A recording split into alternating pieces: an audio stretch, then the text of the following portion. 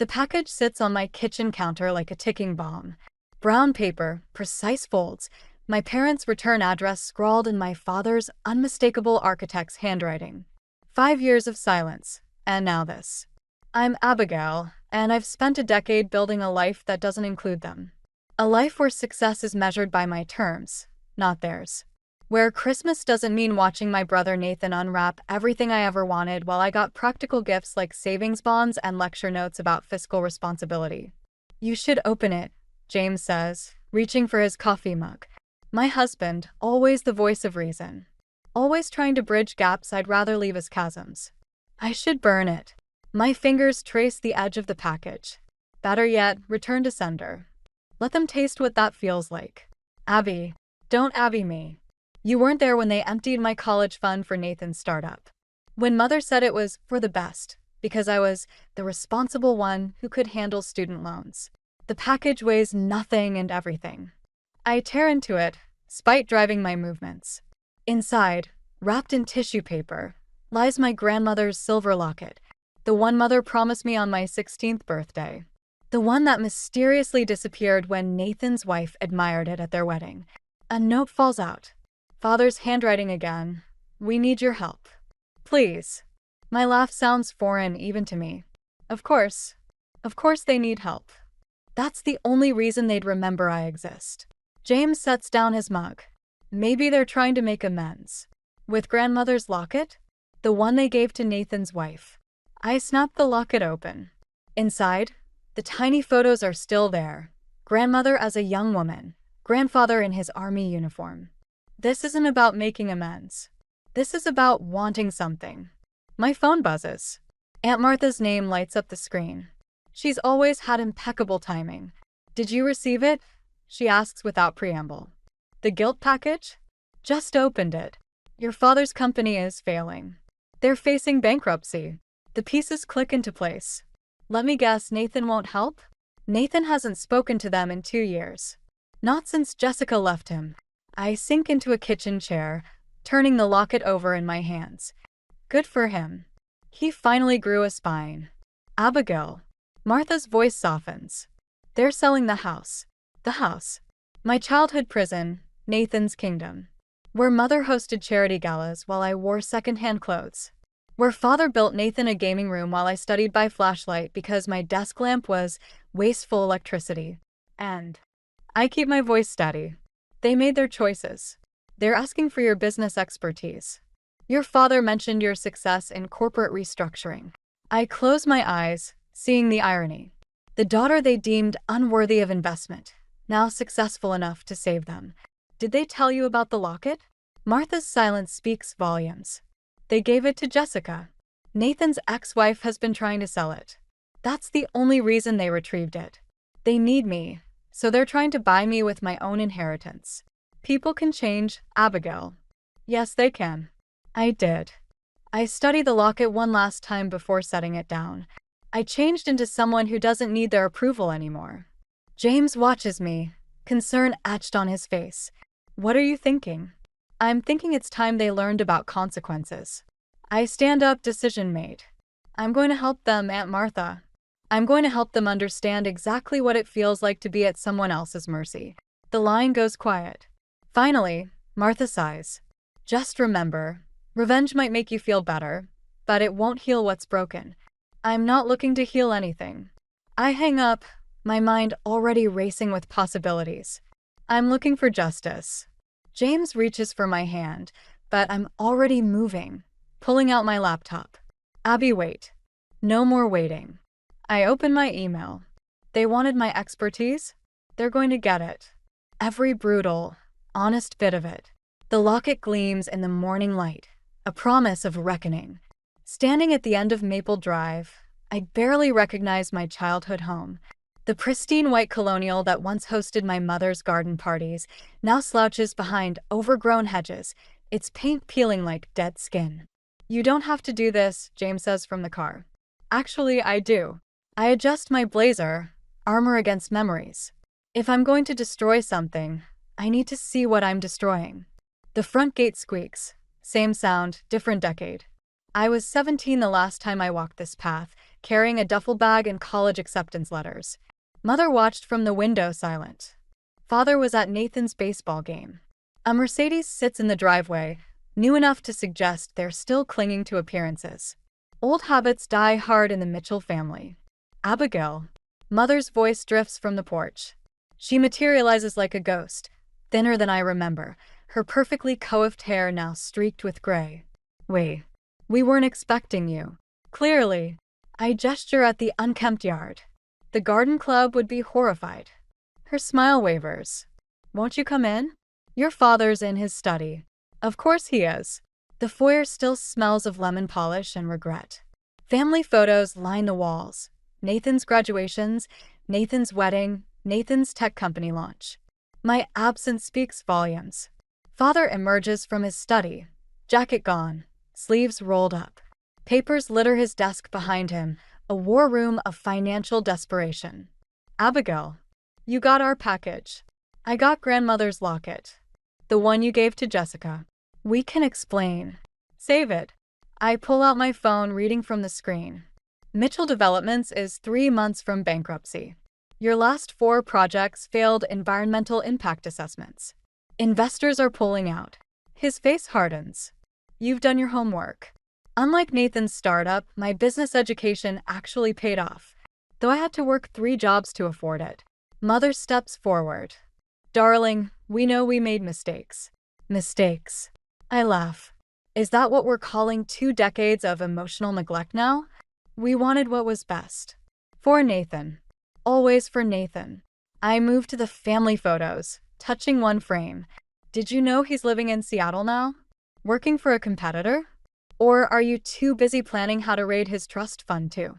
They exchange glances. Bingo. That's why you're really panicking, isn't it? I turn, enjoying their discomfort. Nathan's trust fund is tied to the company's solvency. If Mitchell Developments goes under, his safety net disappears. We need your help, Father says quietly. Your expertise. My expertise comes with a price. I pull out a folder. I've drawn up terms. You want my help? Sign over your controlling interest in the company. All of it. Mother gasps. But that's everything? Yes. Just like the everything you gave Nathan while telling me to be grateful for scraps. I place the folder on Father's desk. You have 24 hours to decide. This is revenge, Father says, his voice tight. No, this is business. Revenge would be letting you crash and burn. I head for the door, then pause. Oh, and Mother? The locket stays with me. Consider it a down payment on my therapy bills. The drive home is silent until James speaks. That was brutal. That was necessary. I finger the locket. They're going to sign. How can you be sure? Because they are desperate, and because they still think they can manipulate me. I smile grimly. They'll sign, thinking they can find a way to regain control later. They don't realize this isn't about the company. What is it about? My phone buzzes, a text from Nathan. After 5 years of silence between us, his timing is interesting. It's about justice. And maybe. I read the message, my breath catching.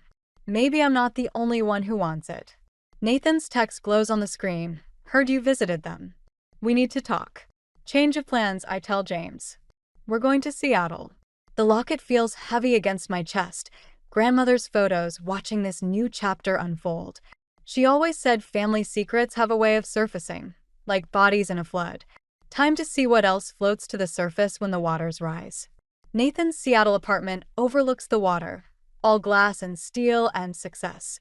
He opens the door looking nothing like the golden boy in our parents' photos, unshaven, wearing a faded tech company hoodie, shadows under his eyes.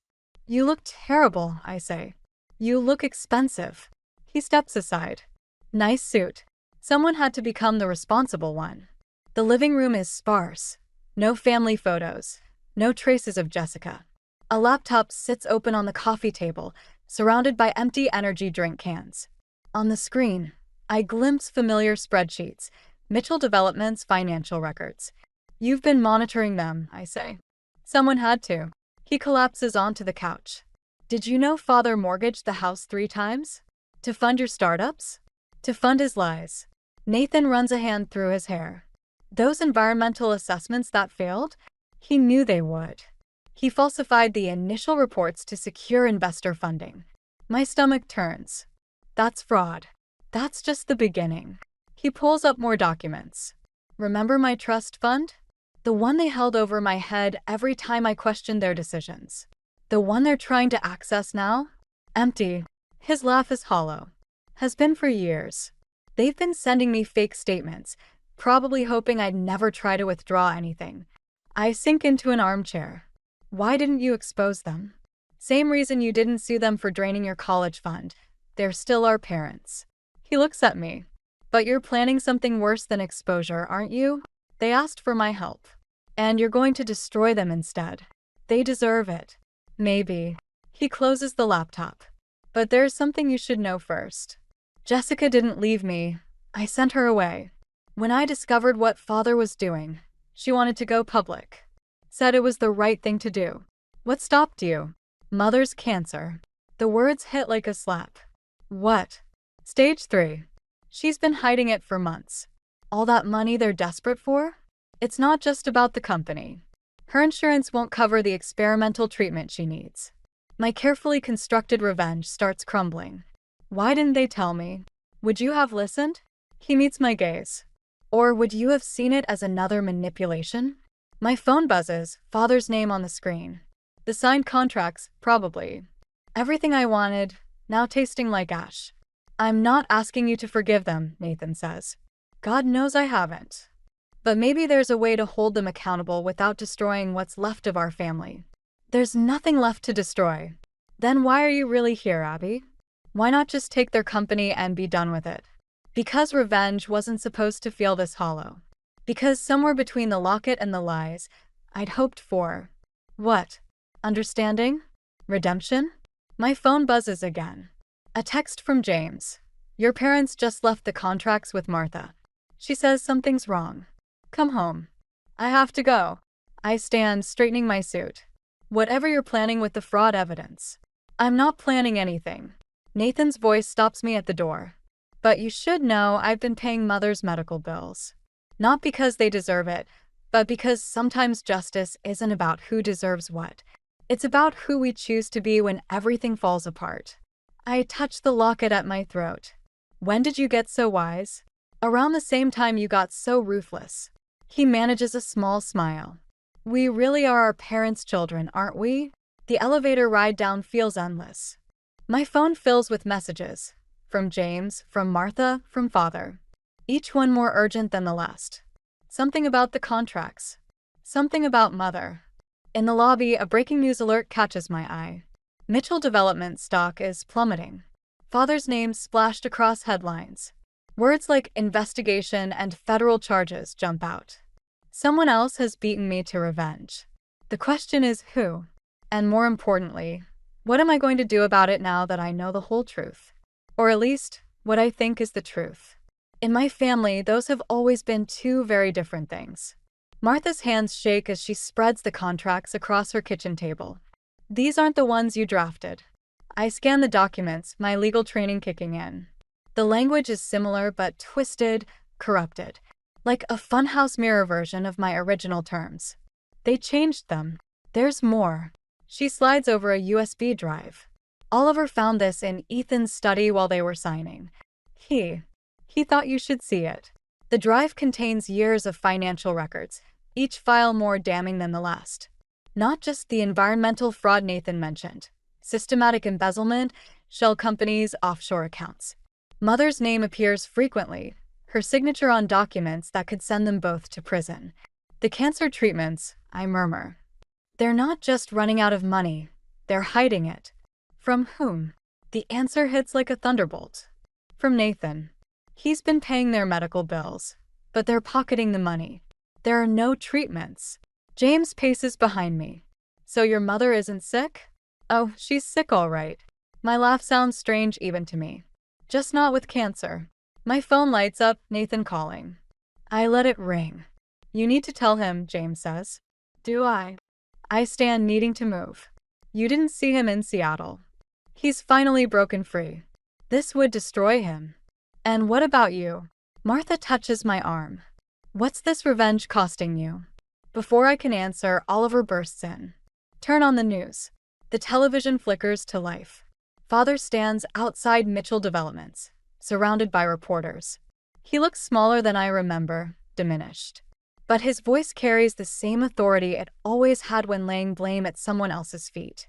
Allegations are completely false. These documents were planted by a disgruntled family member attempting a hostile takeover. The room spins. He's getting ahead of the story. Framing me. He's using your revenge against you, James says quietly. My phone buzzes again, Nathan. This time I answer. Tell me you didn't do this, he says without preamble. I didn't. But I know who did. They're saying you fabricated everything. That you're trying to steal the company. Nathan. I trusted you. His voice cracks. I told you about Mother's cancer, and you used it. There is no cancer. Silence stretches between us, thick with decades of manipulation. What? Check your bank records. Every payment you've made for her treatments, it's gone to offshore accounts. They're running a con, Nathan. On both of us. The line goes dead. Martha touches my shoulder. What will you do? On screen, Father continues his performance, playing the victim with practiced ease. Mother stands beside him, dabbing artfully at her eyes. The perfect picture of parents betrayed by their child. You know what's funny? I remove grandmother's locket, studying it in the harsh kitchen light. I actually believed, just for a moment in Seattle, that this could end differently. That understanding the whole truth might change something. It did change something, James says. It changed you. Did it? I open my laptop, fingers flying over keys. Or did it just remind me who I'm dealing with? Abigail. They're not just destroying themselves anymore. They're trying to destroy Nathan too. Again. I hit enter, watching as years of carefully gathered evidence uploads to multiple servers. Sometimes protection looks like destruction. And sometimes, Martha says softly, it looks like letting go. My phone lights up with notifications. The evidence is spreading, undeniable this time. On television, I watch reporters receiving alerts, their questions to my parents turning sharper. Father's mask slips for just a moment. He knows. You're right, I tell Martha standing. It's time to let go. But first, I pick up my keys. I need to see my brother. Because some things need to be destroyed before they can be rebuilt. And some truths need to be heard face to face, even if they break us both. Nathan's apartment door is already open when I arrive. Inside, papers carpet the floor like fallen leaves. Bank statements, medical bills, transfer records. He sits amid the chaos, a bottle of scotch by his knee. I found more. His voice is sandpaper rough. Want to see what else our loving parents did with my money? Nathan, did you know they bought a condo in Miami? He laughs, ugly and sharp. While I was working 60-hour weeks to pay for Mother's non-existent chemotherapy, they were shopping for beach views.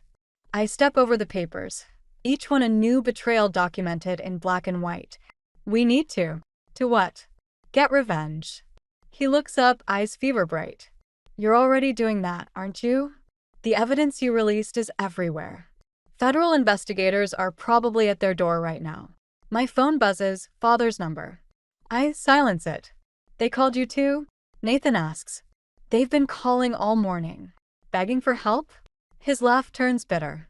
The prodigal daughter, their last hope? I'm nobody's hope. I pick up a bank statement. And neither are you. Not anymore. He grabs the bottle, but I move faster, snatching it away. Give it back. No. I set it on a high shelf. You don't get to drink yourself numb while they're still out there spinning their lies. What's left to spin? The truth's out. Is it? I pull out my laptop. Because I found something else. Something worse. The screen fills with documents. Property deeds, trust agreements, shell company records. All bearing the same signature, Nathan's. His face drains of color. I never signed these. No, but Mother did. Remember all those papers she had you sign when you were 19? The routine paperwork for your trust fund. She wouldn't. She did. They've been using your identity for years, building a paper trail. If this goes to court, I meet his eyes. You could go down with them. The silence stretches, heavy with implications. Finally, he whispers, "Why are you showing me this?" "Because you have a choice to make." I close the laptop. Right now, the evidence I release doesn't include these documents. You can walk away clean, start fresh. But they're drowning, and they'll drag you down with them if they can. They'll claim you were complicit, that you knew everything. His phone lights up, Mother's number. We both stare at it until it goes dark. "What would you do?" he asks. "I'd burn it all down." The words taste like truth. But I'm not you, Nathan. I never had their love to lose. He flinches. "You think I still love them?" "After this, I think you're still hoping there's something left to save." I move toward the door. "You have 24 hours before the FBI finds these documents. Make your choice. Where are you going?" "To finish what they started." I pause at the threshold. The question is, will you be standing with them when I do? Or with me? His voice stops me. "They'll never forgive you for this." I stopped needing their forgiveness the day they stopped being worthy of mine. Outside, my phone buzzes again. This time it's Martha. "They're at my house," she says without preamble. "They're desperate, Abigail. They're talking about leaving the country. Let them try." I start my car. The FBI will be there within the hour. And Nathan? I watch through the window as my brother picks up his phone, staring at our mother's number like it might bite him. Nathan has to make his own choices now. I pull away from the curb. Just like I did. The sun catches grandmother's locket in my rearview mirror, sending fractured light across the dashboard. Some legacies are meant to be broken. Some families need to shatter before they can be rebuilt. And some choices once made can never be unmade. I turn toward Martha's house, toward whatever ending awaits us all. Martha's living room has become a war zone. Mother paces by the window. Father slumps in an armchair, and between them, spread across the coffee table, lies the wreckage of their lives. My evidence. Their lies, 20 years of manipulation laid bare. "You've destroyed everything," Father says quietly. No. I remain standing, keeping distance between us. "You did that yourself." Mother turns, tears streaming. "The FBI is coming. Our accounts are frozen. What do you expect us to do? Confess. Take responsibility. For once in your lives, face the consequences of your actions. Like you're facing yours?" Father's voice hardens. "You think this revenge makes you righteous?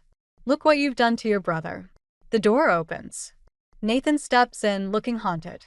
Our eyes meet, and I see my own pain reflected there. "I found the offshore accounts," he says. "All of them." Mother reaches for him. "Darling, we can explain." "Don't." He recoils from her touch. "Don't call me that. Not after what you did with my signature." Father stands. "Everything we did was for this family." "Was it?"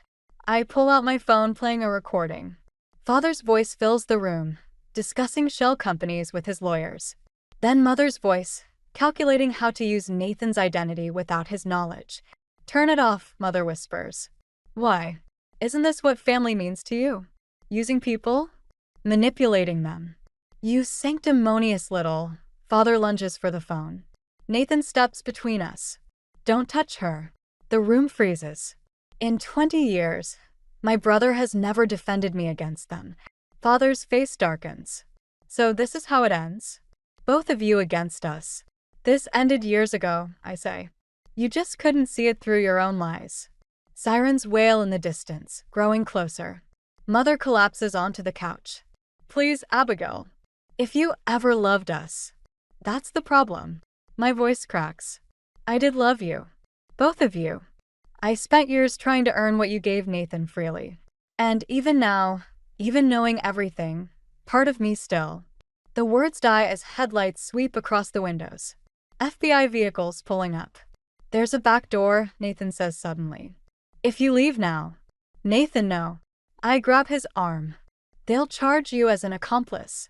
Maybe that's what I deserve." He won't meet my eyes. "I knew something was wrong. I should have stopped them years ago." "This isn't your fault." "Isn't it?" He pulls away. "I was their golden child, remember? I watched them hurt you, and I did nothing." Footsteps on the porch. Heavy knocking. Father straightens his jacket, a lifetime of privilege in the gesture. Linda, come hier. Mother moves to his side. Automatic is breathing. They stand together, united one last time. When this is over, father says, remember who chose to destroy this family. The door bursts open. Agents pour in reading rights, securing the room. I watch my parents being handcuffed and feel nothing. No satisfaction. No vindication. Just emptiness. Nathan sinks onto the couch, head in his hands. What happens now? Now. I touch grandmother's locket. Now we learn who we are without their shadows over us. And if we're just as broken as they are? Before I can answer, an agent approaches. Miss Mitchell, we found something in your father's private files. About your grandmother's estate. He hands me a document. As I read, my hands start shaking. What is it? Nathan asks. The locket. I can barely form the words. It wasn't grandmother's. It was a replica. They sold the original years ago. Used the money for your first startup. Nathan stares at the locket, then at our parents being led away. Even their apologies were lies. I watch the patrol cars pull away, red and blue lights painting shadows across Martha's walls. In the end, revenge tastes like ashes. But truth? Truth tastes like freedom. And freedom, I'm learning, can be the loneliest thing in the world. The prison visiting room smells of industrial cleaner and despair. Mother sits across from me, orange jumpsuit hanging loose on her frame, while father occupies the next table with Nathan. Close enough to hear, too far to touch, a perfect metaphor for our family. The prosecutors offered a deal, I say, sliding papers across the table. If you testify against father's business partners, they'll reduce the charges. Mother's hands remain folded in her lap. You want me to betray your father too? Like you betrayed Nathan? Or me? Everything we did. Don't. My voice cuts like glass. Don't say it was for family. At the next table, father's voice rises. They're trying to split us up, Linda. Don't listen. They split us up years ago, Nathan says quietly. We just couldn't see it. Mother reaches for the papers, then stops. There's something you should know first. About the locket. The fake one? Save your explanations. No. She pulls an envelope from her jumpsuit. About the real one. My hands shake as I open it. Inside, a photograph, grandmother wearing the locket, but it's different from the replica. Larger, with distinct engravings. It wasn't just jewelry, Mother continues. It was a key to a safety deposit box in Switzerland. Your father's emergency fund. Father stands abruptly. Linda, stop. They deserve to know, Ethan. All of it. Know what? Nathan moves to my table. What else have you been hiding? Mother's eyes fill with tears. The money we took from Nathan's account? It wasn't just for us. Half went to that box. Insurance in case everything fell apart. And now, I lean forward. Where's the key? Ask your brother. Nathan goes still. What? The night Jessica left, when you were drunk and desperate, you came to us. Said you needed money. We gave you the original locket as collateral. The world tilts. I turn to Nathan. You had it? All this time. He backs away, color draining from his face. I don't. I was drinking then, I don't remember. Check your storage unit, Mother says. The one in Seattle. Box 247. Father slams his hand on the table. Enough. No. Mother stands, stronger than I've ever seen her. I'm done protecting your secrets, Ethan. Done watching you pit our children against each other. Guards move toward us, drawn by the commotion. Nathan, I grab his arm. Is it true? He runs a hand through his hair. Maybe. Those months are blur, but I have a box there. I never opened it. Father laughs bitterly. So this is your revenge, Linda? Turning them against me. No. She signs the prosecution's deal with steady hands. This is me choosing our children over your pride. Finally, the guards approach. Visiting hours are over. Easton, Mandressing. Nathan, we need to. I know. He's already pulling out his phone. First flight to Seattle. Mother catches my hand as I turn to leave. The box, Abigail. It's not just money. What else? The truth. About everything. Your father's real business partners. The ones even the FBI doesn't know about. Father lunges forward, but guards restrain him. Linda, don't. Box 247, she repeats, releasing my hand. And Abigail? I'm sorry. For everything. Outside, Nathan paces the parking lot. You think she's telling the truth? About the box? Yes. I touched the fake locket. About being sorry? I don't know. What now? Now. I look at my phone. James has already booked our flights. Now we find out what's worth more than money to our father. What secret was big enough to destroy our family to protect? Nathan nods, a shadow of his old confidence returning. Together. I start the car. It's time to finish this. All of it. Behind us, the prison looms like a fortress.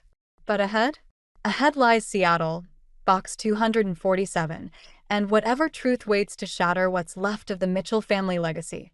Some revelations come too late for forgiveness. But maybe, just maybe, they come right on time for understanding. Box 247 contains a single manila envelope. No money. No grand revelations. Just photographs and a handwritten letter from grandmother, dated weeks before her death. I can't, Nathan says, pushing it toward me. You read it. The storage facility's fluorescent lights hum as I unfold the pages. Grandmother's elegant script fills each one, telling a story we never knew. How she discovered father's real business partners, human traffickers using his developments as transit points. How she gathered evidence, planning to expose everything. How she died in a car accident 3 days before she could act. She knew. My voice echoes in the empty corridor. She tried to stop him. There's more. Nathan pulls out the photos. Father with men we don't recognize. Properties we never knew existed. Bank statements showing millions flowing through shell companies. The FBI needs this.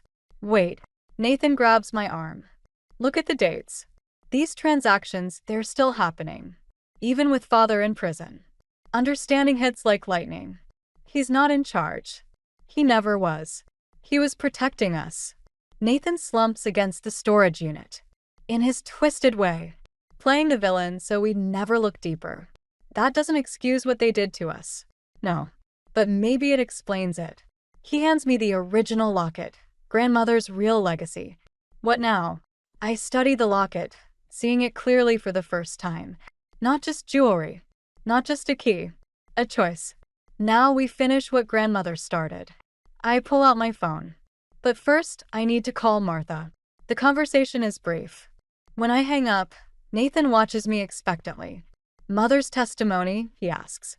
The prosecutors are expanding their investigation. But she made one condition. We stay out of it. Completely. She's still trying to protect us. Maybe. Or maybe she's finally choosing to protect the right things. We lock the storage unit. Evidence safely documented and encrypted. The Seattle rain falls soft around us as we walk to my car. I'm selling my company, Nathan says suddenly. Starting fresh. Something honest this time. Need a partner? He stops walking. You do that? After everything. Not for them. I touch the locket. For grandmother. For us. What about revenge? I thought revenge meant destroying everything they built. I watched the rain wash the city clean. But maybe real justice means building something better in its place. My phone buzzes. James texting about dinner plans, normal life continuing despite everything. Nathan peers at the message. He's good for you, he says. Keeps you honest. Like Jessica tried to do for you? Yeah. He manages a small smile. Maybe it's time I called her. We reach the car just as the rain intensifies. Before getting in, Nathan turns to me. Remember when we were kids? How you used to tell me stories about pirates finding treasure. You always wanted the pirates to win. But they never did in your versions. The treasure always went to someone who deserved it more. He meets my eyes. You were right then too. The drive to the airport is quiet, each of us lost in thought. The evidence is scheduled to reach the FBI tomorrow. Mother's expanded testimony starts next week. Father's choices will have to be his own now. At the terminal, Nathan hugs me. Our first real embrace in years. We could have been this, he whispers. All along, we could have been family. We are now. I step back. That's what matters. He boards his flight to San Francisco, where Jessica works at a tech startup. I head home to James, to Martha, to the life I've built despite everything. The locket rests heavy against my chest, grandmother's final secret safe inside. Some treasures aren't meant to be found. Some justice comes not from exposure, but from choosing what to build from the ashes of truth. I touch the locket one last time, then board my plane. Behind me, Seattle's rain washes everything clean. Ahead lies the harder path. Not revenge. Not even justice. Just the slow, steady work of becoming whole.